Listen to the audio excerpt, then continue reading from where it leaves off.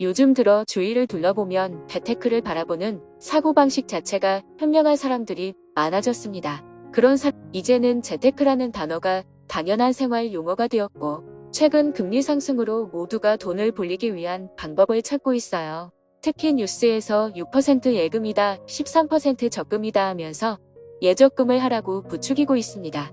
하지만 돈을 불리는 것도 중요하지만 지키는 방법도 중요하다는 사실을 알고 계시나요? 고금리 상품에 혹했다가 잘못된 선택으로 열심히 벌어온 돈을 한순간에 잃을 수 있습니다. 오늘부터는 예금, 적금 가입이나 은행에 돈을 예치하시고 있는 분들은 꼭 이 방법으로 확인해 보시면 좋겠습니다. 영상 시청 전 먼저 구독과 좋아요 한 번씩만 부탁드립니다. 안녕하세요. 복지 김여사입니다. 여러분들은 은행에 예금과 적금을 가입할 때 무엇을 보고 가입하시나요? 최근 시중금리가 계속 높아지고 있어서 높은 금리의 상품이라면 무조건 찾는 분들이 있습니다. 은행들은 높은 금리의 예금이나 적금 상품을 앞다투어 내놓고 있고, 예금 금리는 5% 이상, 적금 금리는 최대 13%대까지 올라가며 은행, 영업점으로 오픈런을 하기도 했습니다. 하지만 조금 더 높은 금리를 주는 상품만 찾는 분들은 주의하셔야 하는 것이 있습니다. 1997년 IMF를 겪고 2008년 금융위기를 겪으면서 당시 금융사들이 무너지면서 소중한 재산을 잃은 분들이 많이 있습니다. 이렇게 높은 금리를 최우선으로 선택하여 예적금 상품을 가입했다가 소중하게 모은 돈을 잃을 수 있습니다. 이때 알아야 하는 것은 예금자 보호 제도입니다. 예금자 보호 제도를 알고 나면 선택에 도움이 되실 거예요. 그렇다면 예금자 보호 제도가 무엇인지 알려드리겠습니다. 예금자 보호 제도란 금융회사가 영업정지나 파산으로 예금을 지급할 수 없는 경우 내돈보험공사가 금융회사를 대신하여 예금 등을 지급하는 제도를 말합니다. 하지만 실질적 이유는 동시다발적인 예금 인출인 뱅크런을 막기 위한 방법으로 금융사가 무너지는 것이 아닌 국가 금융 시스템 자체의 충격을 방지하기 위함입니다.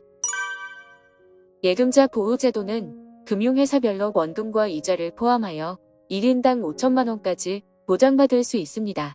금융회사란 은행, 보험회사, 투자매매업, 투자중개업, 저축은행 등 우리가 돈을 넣어 두는 곳을 말하며, 흔히 우리가 알고 있는 1금융권의 시중은행들로 예금자 보호 가능한 은행은 농협, 신한, 우리, 제일, 하나기업, 국민, 외환, 시티뱅크, 대구, 부산, 광주, 전북, 경남 등 지방은행들과 K뱅크, 카카오뱅크, 터스뱅크 등 인터넷 은행이 해당됩니다. 재정이 상대적으로 열악한 제2금융기관은 예금자 보호가 안 된다고 알려져 있지만 사실이 아닙니다. 새마을금고는 별도의 법인을 더 1인당 5천만 원까지 보호되며, 신협 역시 예금자 보호 기금을 설치 운영하며 1인당 5천만 원을 보호하고 있습니다. 그리고 보험사에서 판매하는 대부분의 보험 상품 역시 예금자 보호가 되고 있습니다. 다만 변액보험은 예외이며 변액보험은 운용 실적에 따라 보험금이 변하기 때문입니다.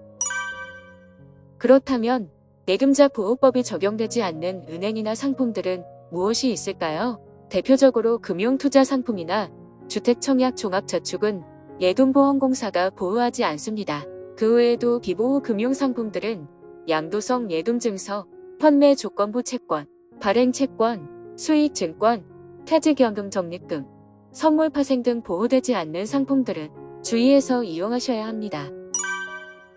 이렇게 각 은행마다 1인당 5천만 원까지 보장받을 수 있기 때문에 은행별로 5천만 원 이상이 되면 다른 은행으로 분산 예치해야 합니다.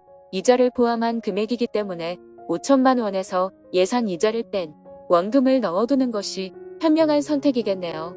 이렇게 은행별로 각각 보장받을 수 있도록 하여 소중한 재산을 지키시길 바랍니다.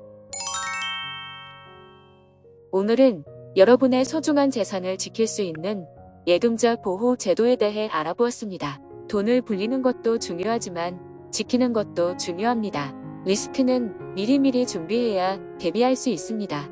다음 영상도 유익한 정보를 전해드릴 수 있도록 노력하겠습니다. 영상이 도움이 되셨다면 구독과 좋아요 한 번씩만 부탁드립니다.